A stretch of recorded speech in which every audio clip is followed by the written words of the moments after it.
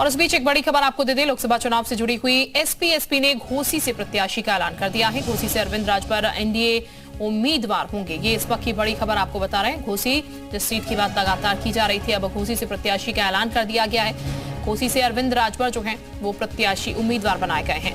इस वक्त की सबसे बड़ी खबर आपको बता रहे हैं, लोकसभा चुनाव से एसपी ने घोसी सीट पे अपना कैंडिडेट जो है वो घोषित कर दिया है और अरविंद राजभर जो है वो एनडीए की उम्मीदवारी करते हुए यहां पर नजर आएंगे।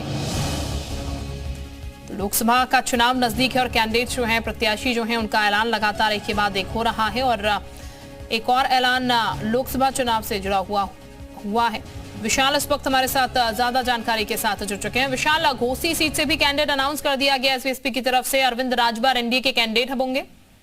देखिए, बिल्कुल सीधे तौर पर कह सकते हैं कि ओम प्रकाश राजभर के बेटे अरविंद राजभर को फिलहाल सुभाषपा से कैंडिडेट जो है घोषित कर दिया गया है। और चूंकि लगातार जो है ये प्रयास लग रहे थे कि घोसी सीट पर अरविंद राजभर चुनाव लड़ेंगे, तो अरविंद राजभर फिलहाल प्रत्याशी जो है वो घोषित कर दिए गए हैं। चूंकि गठबंधन के तौर पर सुभाषपा को एक सीट मिली थी, जिस पर अब फिलहाल अरविंद राजभर जो है वो घोसी से चुनाव लड़ेंगे। अभी तक घोसी की जो सीट है वो बसपा के खाते में, अतुल राय वहां से मौजूदा सांसद है। ऐसे में अब अरविंद राजभर वहां पर जो है एनडीए की तरफ से प्रत्याशी होंगे। और खास बात यह है कि अरविंद राजभर की अगर बात करें तो इससे पहले भी अरविंद राजभर विधानसभा का चुनाव 2022 में लड़े थे। हालांकि उस वक्त वो हार गए थे, लेकिन अब चूंकि लोकसभा चुनाव है, ऐसे में एनडीए के सहयोगी दल के तौर पर वो है, तो ऐसे में जो राजभर का जो पूरा एक बड़ा वोट बैंक है, चाहे वो मऊ हो, चाहे बलिया हो, चाहे गाजीपुर हो, उस वोट बैंक का प्रभाव जो है वो घोसी पर दिखाई पड़ता है। और इसी वजह से ये कह सकते हैं कि घोसी सीट ओम प्रकाश राजभर के पाले में गई थी और